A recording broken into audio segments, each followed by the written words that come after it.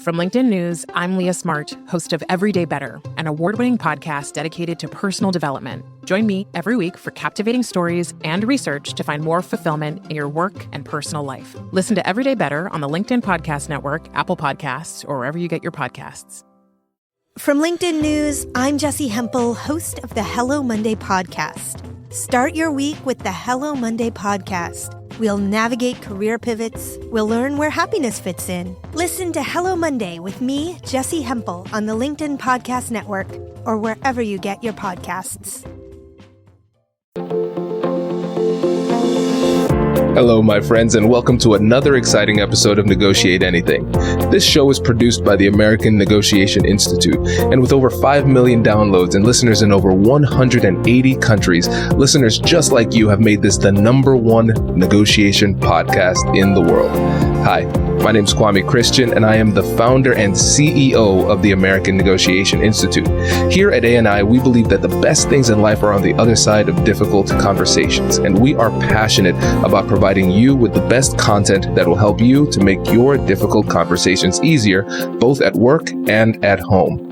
Lastly, I want to remind you that we offer consulting and conduct trainings, both virtually and in person, all around the world. Our focus is in 3 main areas. First, negotiation and conflict resolution. Second, leadership. And lastly, diversity, equity, and inclusion. Check the link in the description below to learn more about how we could work with you and your team. And now, without further ado, let's jump into the interview. Jill, thanks for joining us today. Excited. Yes, we are excited to have you, my friend. It's great to take these LinkedIn friendships and turn them into real friendships and then share the conversation with the world. So how would you get us started by telling us a little bit about yourself and what you do? So I'm Jill, also known as Jilly Frat. My last name is Fratianne. So my work name is Jilly Frat. No one calls me Jill unless I'm in trouble after they get to know me. I don't know why, but I'm a Jilly. I've been at HubSpot for going on 13 years. I've been in tech sales, and I'm also a real estate investor. I did go to school for classical music. I'm a professional violist, but ended up going into selling software because, of course, right? I still play with the Portland Symphony when I can. I'm a mom and a wife of an entrepreneur, which makes our household kind of crazy. And when I'm not doing that, I occasionally sleep. Wow. Once in a while. So, Jilly, now I'm thinking to myself, there are so many other things that we should be talking about. A lot of things. On this podcast. That's crazy. That's so cool. That is so cool. Okay. And so now with the tech sales side of this, which, as we discussed before, that's where we're going to focus. But now my mind is racing to all of these other cool things about you. When we were talking earlier, we were talking about the importance of mental health and the stuff that goes on behind the scenes, because a lot of times when we're having these conversations about how to negotiate better, how to sell better, how to be a better leader and everything, we don't think about the underlying mental health basic type of things that we need to have in place to be able to perform effectively. So when you think about your career and you think about performance and the things that impact it, what are those types of things that have an impact on the way that you show up on your sales calls and as a leader? Well, as my sales career progressed, I realized I had a severe anxiety problem. I think like most, don't want to categorize everybody most, but if you're a quota bearing salesperson and you don't care about that number, there's probably something wrong at some point. And I learned early on that the only thing I had to succeed or to win was what was going on up here. That's really it, right? And I started Zoom-based selling 13 years ago. So I wasn't even having the benefit of, sitting around the room with people anymore or having, any type of connection other than what people are hearing, how I'm responding. And hitting that number doesn't happen if you're mad, if you're sad, or if you're anxious, because what happens is your ears close. You can't hear the nuances people's needs because you're so in your own head. You're not projecting what needs to happen to help people, which is really what professional sales is. Professional sales is about listening, is about follow through, is about confidence, is about gaining trust. I think one of the lines that you said too is like deals move at the speed of trust, which is such a great line. If people aren't going to trust you, if you seem nervous or if you seem tired or if you're not following through, and none of that can happen if you are freaking out. It just can't happen. And what happens when you get older? You know, people start coping with these things in unhealthy ways, right? You know, some people can turn to drinking. You know, there's something called like a midlife crisis when you're in your 40s, and that type of behavior that's kind of acceptable, especially in sales. You know, like going to the bar or, you know, whatever it is to calm yourself down. As you chip away at your career, those things work less and less and less, and you can find yourselves in a real scary kind of anxiety hole. And I am very fortunate to work at the company I work at. We talk about these things in corporate settings, which is really strange from where I was, you know, just grown up. It's like, you don't talk about mental health or anxiety or being scared. You have to be the strong one. Like, you're not scared, right?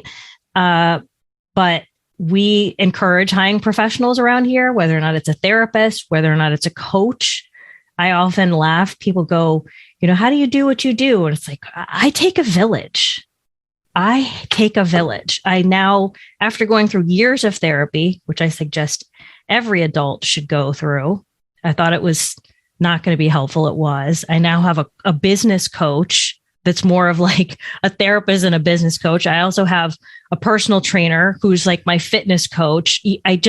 I have to lean on professionals to make sure that this is working right, because I can't do it on my own. And the only reason I pay for it is because I want to win more, right? Like, it's part of, you know, why I want to succeed. A long answer, but it's just, I'm very, very passionate about this, especially with young parents, and because no one really talks about it.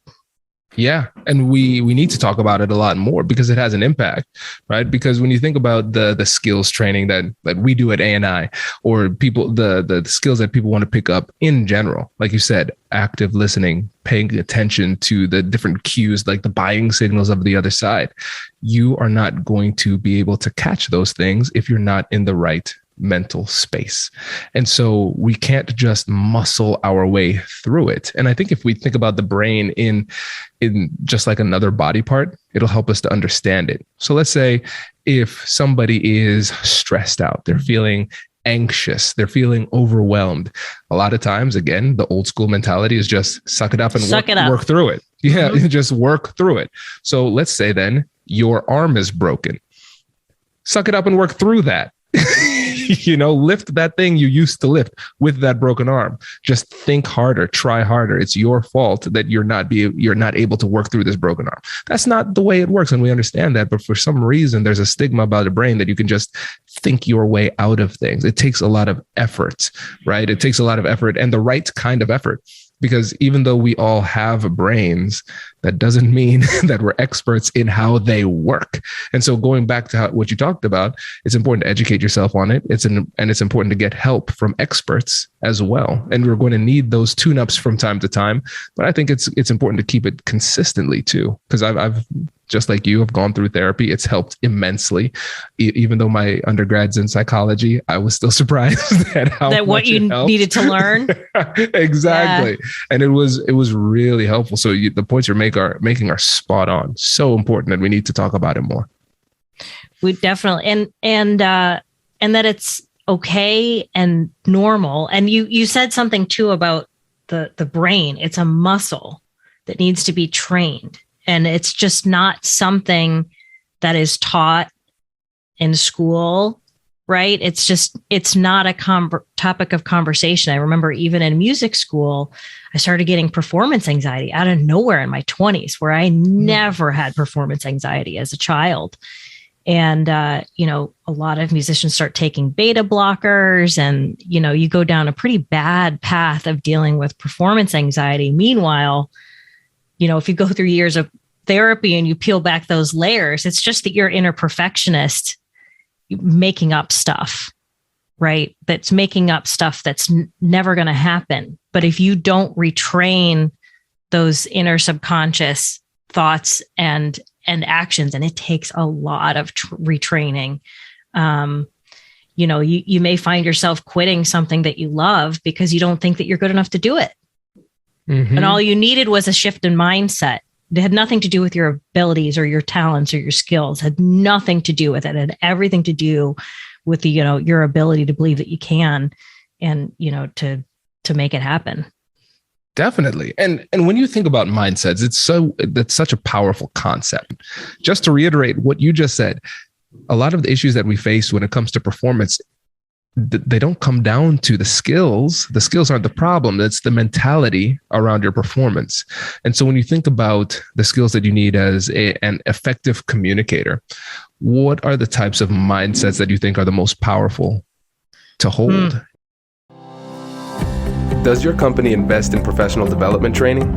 If you believe that your team would benefit from a negotiation workshop, all you need to do is go to our website, fill out the workshop request form, and then we'll set up a time to chat. These workshops are completely customizable, and we've done them all around the country. Negotiation and conflict resolution skills are beneficial across all professions, but they're especially useful in procurement, purchasing, sales, sourcing, and contract management. Our calendar is filling up quickly, and we even have some workshops scheduled for next year. If you think you might want one, I'd suggest reaching out soon so you don't miss out. Check out the link in the description to learn more. And now, back to the show.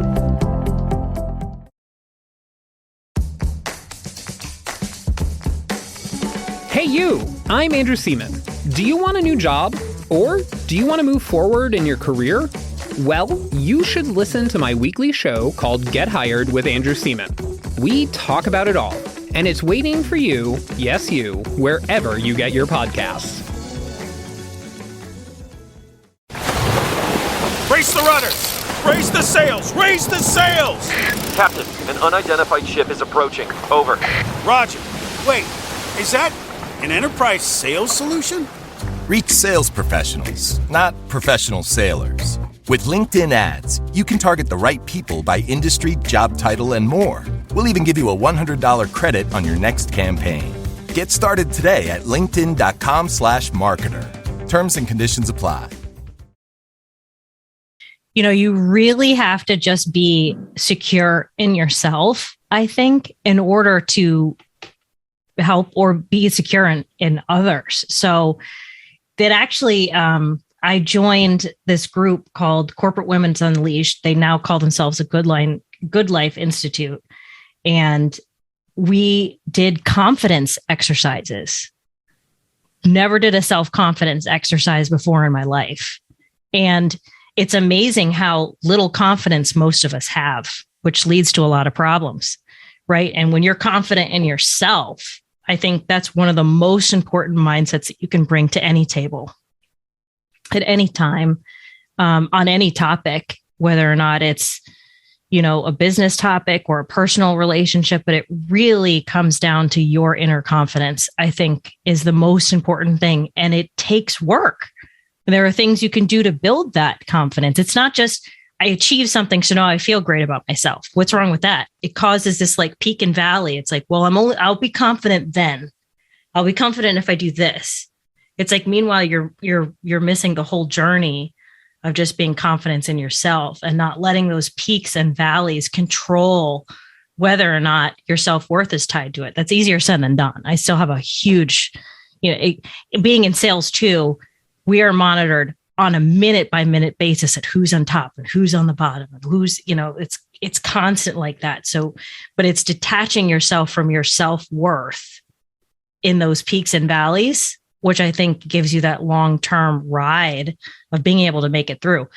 Lasting at the same tech company for almost 13 years, for me, was one of the most things I'm proud of, because there have been many peaks and many valleys. many, so it hasn't always been great, but how do you stay through, right? It's learning how to detach your personal worth from your performance, and that your confidence is with yourself, not just these peaks and valleys that are external awards, right? That are great to get, but you can't just feel good about yourself when you win a big award or you have a great sales month, right?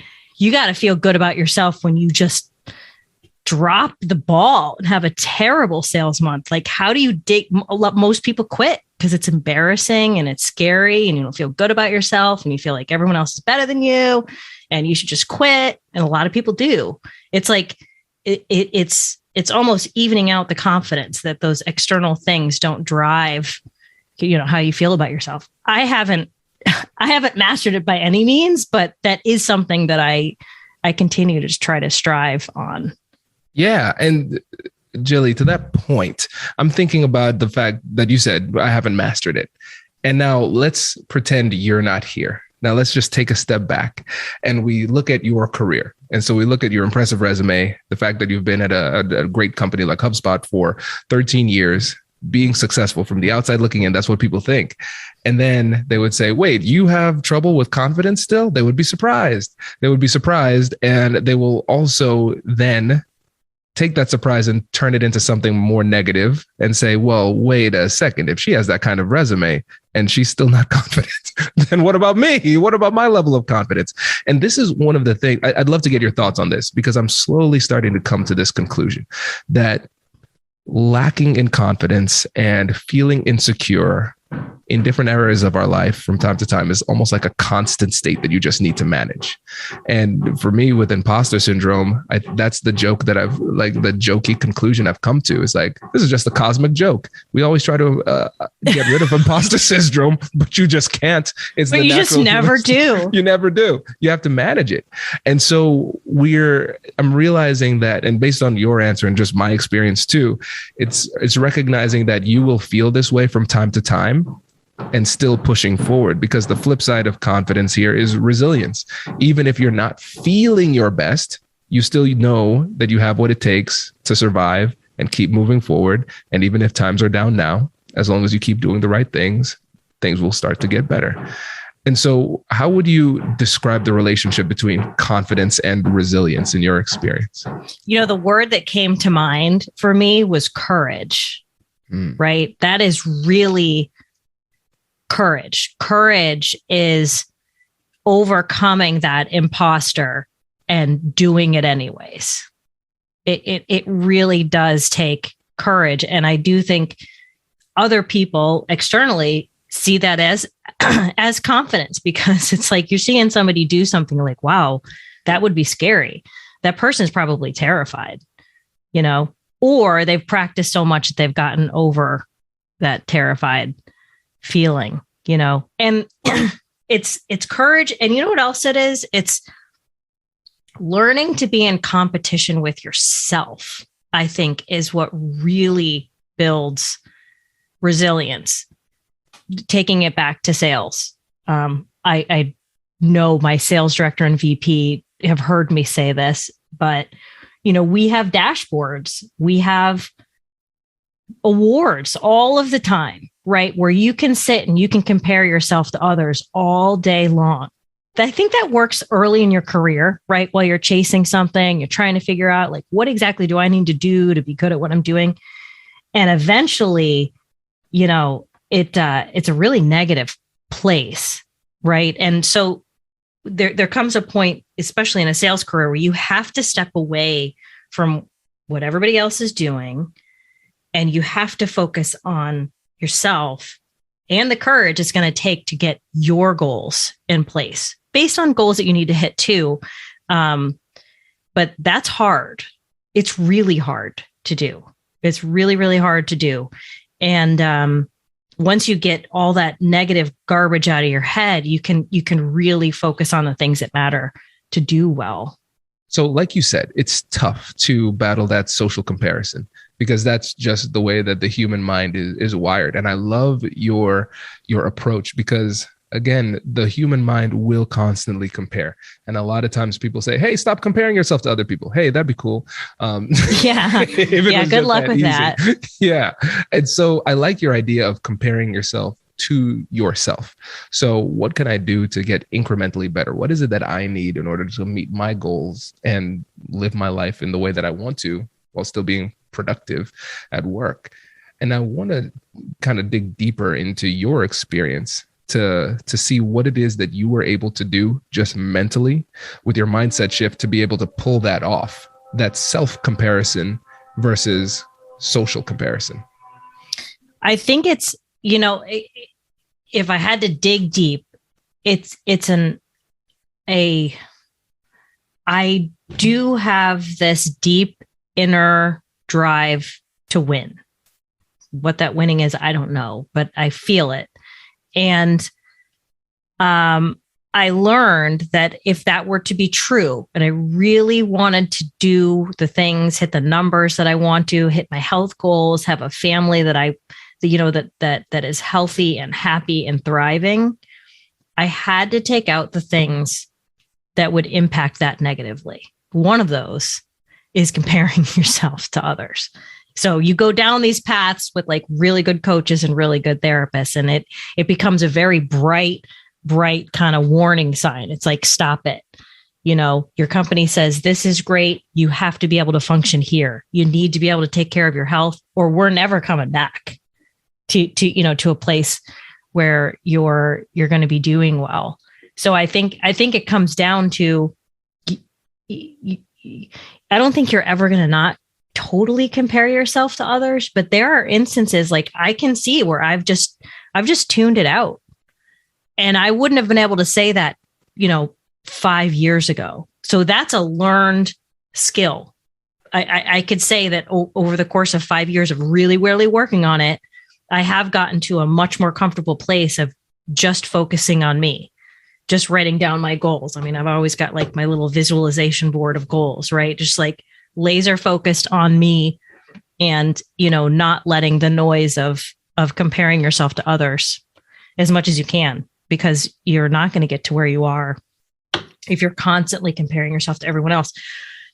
Sports, I don't know if you love him. Not everybody loves him. I'm a huge Tom Brady fan. I'm not a big football person. Don't ask me about football stats, but he's just one of those human beings who constantly talks about only being in competition with himself. He is a machine about himself, what he puts in his mind, what he puts in his body, like how he just can, come back and just win these games that no one would think that anyone could win. And all he is just doing Jedi mind tricks. It's so mental with him. He tunes out all of the, well, that's not possible, and just focuses on, what he can do. If he thought about every other player that botched those games, he would never win, Yes, I love this. And so to that point about Tom Brady, there's this book written by, I think his last name is Grover. It's the guy who was the coach, or the strength and conditioning coach for Michael Jordan. That's his claim to fame. Michael Jordan, Kobe Bryant, Dwayne Wade, a bunch of these really star athletes here. And so he talks about being selfish. And he says, for some reason, there is a stigma against selfishness. Being selfish. Yeah. But when you think about self-care, people think about, nobody criticizes self-care. But when it comes to being selfish, that's a problem. And so he broke it down in a really interesting way, because I heard that part. And of course, my bias against the word selfish, I was like, okay, buddy, we'll see how this one goes. But it made a lot of sense. And so I think about it in terms of positive selfishness versus negative selfishness. There is a version of selfishness that has a negative impact on the people around you. And that's not where we want to go. But then we have to recognize that the person who's best positioned to take care of yourself is yourself. Mm-hmm. Yeah. And there's nothing wrong with doing what's best for yourself. And going back to something you said earlier, you realized that in order to get to where you wanted to go in your mental health and in your career, you could not do it alone. And a lot of people will listen to this podcast and then they will just try to force it, cool. Hey, Jilly said some amazing things. I'm just going to do all of those things now. Yeah, no. Yeah. It takes time and it takes help. And we have to remember that we don't get bonus points for not using the resources at our disposal. Because you'll probably, if you're with your healthcare, you might have some opportunities to have access to some therapy through your healthcare. You might be able to afford a coach. And if you can't, you can have a mentoring relationship with somebody else or start a mastermind group with people who are like-minded trying to accomplish the same things. But we have to realize that there's value in perspective, because we live in the echo chamber of our own minds and we say the same garbage to ourselves so often that it sounds correct. And until you take the time to say it to somebody else and they're like, oh, hey, Kwame, that doesn't make any sense. Think better. Like, oh, okay. I should make some changes. But you need to use that help. And there's nothing wrong with getting help. No. And I'm the biggest proponent of saying there's nothing wrong with it. And guess who still has an issue with asking for help when I needed it? What was talking to you that we had this week of rest here at HubSpot. And a week ago, I mean, I was just depleted to a place where I was like, this is a little scary. I haven't felt this in years. Why? Like, I'm not mentally there. I don't have any energy, and I didn't want to reach out to my coach. Why? That's so that goes against everything that I preach to people, to myself. I'm like, why wouldn't I want to ask Amy for help? She would, that's why I have, and so I heard all of the things that, we talk about a lot, and a lot about it is, that concept of resting before you need rest. These are signals, right? And she helps me with that all the time. It's like, I forget on my own that you need to rest before you need the rest. When you need the rest, you're really far gone at that point. It's going to take a lot to unravel, and kind of get back to a centered place. But again, someone who, every working professional that I work at HubSpot, I work alongside me in sales. I always suggest coaches, therapists, whatever. And here I was in a place where, oh, geez, I needed to reach out and I didn't want to. Why? And I was like, I literally had a conversation with myself, like, why? You pay, like, you have sessions to go. Like, this is why you have the sessions. Yeah. Ask for the help. What? I don't know what that is either in us human beings. I don't know. It's like some side of strength that we, feel that if we're not always at the top of our game, we're somehow failing. I don't know, but we do that. If I were to guess, I would assume it's some kind of ego, right? So think about when, this might be a bit of a logical stretch, but we'll see where it goes. Think about when people, let's stick with sports. When people are acting really cocky, when they're showboating, they want to make everybody make it seem as though it's easy. It's easy. I can do it. Yeah, yep. I could do this easily. I'm beating a great team and it is no problem for me. This is actually easy, right? And so you don't want to admit that it's very hard. And so there's something like deep within us where our ego wants to demonstrate to ourselves and for others that it is possible for us to do this, number one, but not only that we can do it, but it's easy and easier relative to other people. Insert social comparison here, right? And so what I've realized is that for me, the times where I say, you know what, I could go to my therapist, but I'm not going to. You know what? Maybe I should meditate because I'm stressed. No, I'm not going to, right? The times where I think of a good thing and then I actively reject it in my mind, those are the times where I actually need it the most. Like, hey, you thought about that. You should probably just pull the trigger and get it. Because again, we don't get bonus points for doing it harder. Yeah. Mm-hmm. And so I think it's our ego that gets in the way, but we don't want to admit that either because nobody wants to admit that they're egotistical. No, because if I even break it down to myself last week, I was like, why do I need to schedule a session with Amy? I already know everything. I said, like, we've already been down this path. She's already told me everything I need to do. I know what I need to do. And it's like, what? That's exactly right. And she would laugh because it's like, here we go again, right? You're just going to work through it yourself and, not reach out and ask for some perspective outside of yourself. Yeah. Yeah. It's totally ego. It's definitely ego, and it can be very humbling, and humbling is what we need. I remember when my therapist one time said, well, Kwame, this is really a textbook case. I said, textbook? My degree's in psychology. I read textbooks. How do I need one? Yeah, exactly. I am textbook. Oh my God. Right. But again, I think it's just important. You have to have that outside perspective because sometimes we're too close. I have a business coach too. And my business coach has a business coach because she wants to be successful as well. Blind spots. We have blind spots. We have limiting beliefs, right? We have blind spots. We have limiting beliefs, and we have conversations that, we just don't want to have with our families anymore and our friends anymore. Like it's just, it's just not the place. Right. And we have blind spots. I don't know too many successful people, not just speaking about money, that do not have coaches. I don't. And the older I get, the more I see it more, right? The more successful people I see, the more I see them investing in people to coach them in whatever it is that they want to do, right? These are not people who are doing it alone ever. They have advisors, they have people, they have coaches, they have, from every angle, from nutrition to health to mental. And if we don't have those things as we age in this life, it is very difficult to hit any goal of any sort. Because that's all we have is like our health and what's going on up here. And it's very, very important. And it's hard sometimes to fork out money and time for it. It's really, really hard. But it, I can 1000% say, my sales career has lost it as long as it has, because I did really invest in help. Yeah. And that's a good thing. Again, it goes back to what we said at the beginning. You need the help, get the help to get better and to get better at what it is that you do. Right. And so again, somebody might be listening to this and say, hey, wait a second, I didn't learn a single persuasion technique or negotiation technique. Exactly. The negotiation technique that you would have learned in this episode, you wouldn't have been able to execute on if you're stressed out.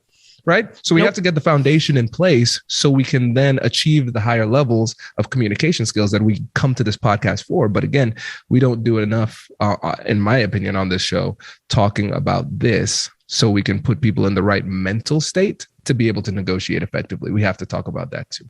Yeah. Could you see any of, I watch you dissect all of, the Supreme Court nominees. You think any of them could go in there and handle any of that in a non-confident mindset? I mean, you gotta be in it at that point, like you're not going to be able to negotiate, and I'm sure they're dying inside, but I would guarantee every single one of them had coaches telling them how to speak, how to answer questions, how to focus on the phrase that pays. Right? Exactly. I would almost, if I were in a position where I was trying to promote like a Supreme Court nominee or something like that, or if I were in a political party and there was somebody who I want to be the up and coming nominee, I wouldn't choose that person if the person wasn't willing to get help. It's like, do you have a comms team? Oh no, you think you're good? No, you think you're just going to go up there and we'll pass. Thank you. Thanks for your time. No. Who is your team would be one of those big questions that we ask.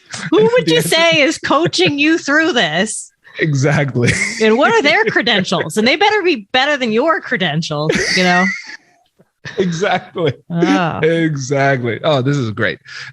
And again, I think this is really important. And again, it shows just how important it is to take care of yourself. No shame in that. And I'm pumped that we got somebody that has such a successful career like yourself, being humble enough and vulnerable enough to come on and say, hey, the reason why I'm so good is because I take care of myself, and you should too. So I appreciate you sharing your secret sauce with us. Happy to do so. Yes. And listeners, Jilly is quite active on LinkedIn. So we'll drop a line to her LinkedIn profile here. Any parting words before you go? Be well. Just be well. Anyone who's listening to this, just be well. Do what you can to be well. And you have to be well to be great. Oh, I love that. That is a great line to end on. Jilly, really appreciate it. Thanks for joining us. Thank you. Congratulations! You've just joined an elite club. By listening to a full episode, you're now officially on the Negotiate Anything team. So welcome aboard. What most team members do is they subscribe to the podcast because that allows them to automatically get the latest episodes of the show. The best things in life lie on the other side of difficult conversations. Keep learning, keep practicing, and keep getting better. Your relationships will improve, your career will soar, and you'll have the confidence you need to get the most out of these crucial conversations. Again, thank you for joining the team. We're excited to have you, and I will see you in the next episode. I'll catch you later.